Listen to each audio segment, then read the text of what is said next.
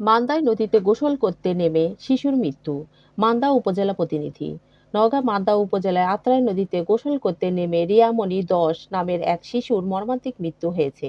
আজ বুধবার ১ এপ্রিল বেলা ১২:৩০টার দিকে মান্দা উপজেলার কসব ইউনিয়নের চকবালু গ্রামে এ ঘটনা ঘটে। নিহত রিয়ামণি রানীনগর উপজেলার মিরাট ইউনিয়নের আতাইকুলা গ্রামের রনি হোসেনের মেয়ে।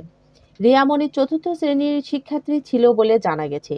স্থানীয় সূত্রে জানা যায়, গত ২৯শে মার্চ রিয়ামণি তার বাবা মার সঙ্গে মান্দা উপজেলা চকবালু গ্রামে খালা ফাহিমা বেগমের বাড়িতে একটি বিয়ের অনুষ্ঠানে অংশ নিতে আসে। বুধবার দুপুরে সে অন্য শিশুদের সঙ্গে বাড়ির পাশে আত্রাই নদীতে গোসল করতে যায়। গোসলের এক পর্যায়ে অসাবধানতাবশত রিয়ামণি পা পিছলে নদীর পানিতে তলিয়ে যায়। পরে স্থানীয় লোকজন ও স্বজনরা খোঁজাখুঁজির পর তাকে উদ্ধার করে মান্দা উপজেলা স্বাস্থ্য কমপ্লেক্সে নিয়ে যান। সেখানে কর্তব্যরত চিকিৎসক তাকে মৃত ঘোষণা করেন। বিষয়টি নিশ্চিত করে মান্দা স্বাস্থ্য কমপ্লেক্সের আবাসিক চিকিৎসা কর্মকর্তা তাসনিম হোসাইন আরিফ বলেন, হাসপাতালে নেওয়ার আগে শিশুটির মৃত্যু হয়েছে। মর্মান্তিক এই ঘটনায় এলাকায় শোকের ছায়া নেমে এসেছে।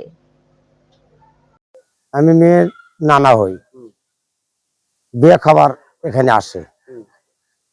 আচ্ছা, বিয়ে টিয়ে খাতে যাবে, এর মধ্যে নদীতে গোসল করতে যায়, বাবার সঙ্গে বলে গোসল করতে যায়, ওখানে পা স্লিপ করে পড়ে যায়, ওখানে গর্ত আছে, ওখানে পড়ে যায়। পরবর্তীকালে লোকজন খোঁজাখুঁজি করে, গ্রামবাসী সকলে মিলে খোঁজাখুঁজি করে লাতিনকে উদ্ধার করে। উদ্ধার করার পরে মাঝো ভাঙ্গা ওখানে ডাক্তারের কাছে নিয়ে যায়। ডাক্তার বুঝতে না পারে মেডিকেলে, প্রসাদপুর মেডিকেলে দিয়া পাঠায়।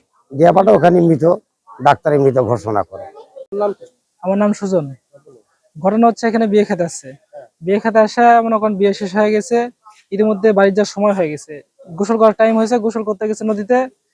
সব জায়গায় ঠেকা আছে, ওখানে ১০-১২ জন গোসল করতে করতে মনে করেন বাপে গোসল করতেছে, সন্তান মনে করেন খেলতে করতে করতে বালুতলা পয়েন্ট আছে, ওখানে গভীর হয়ে গেছে, অনেক গভীর, মানে ওই নদীর মাঝখানে আত্রাই নদী।